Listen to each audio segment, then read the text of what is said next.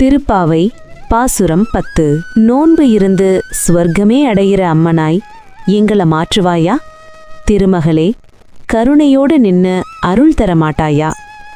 ஆழ்பாடி கிராமத்துல இருக்கிற செல்வ சிறுமிகளே, ஏன் இப்படி ஆழ்ந்த தூக்கத்துல? பசுக்கள் பால் கறக்குது, கன்றுகள் கூட்டமா ஓடுது.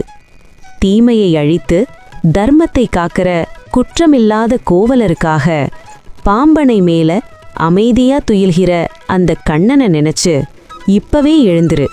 இந்த மார்கழி பக்திக்கான நேரம். ஏலோர் எம்பாவாய். நன்றி.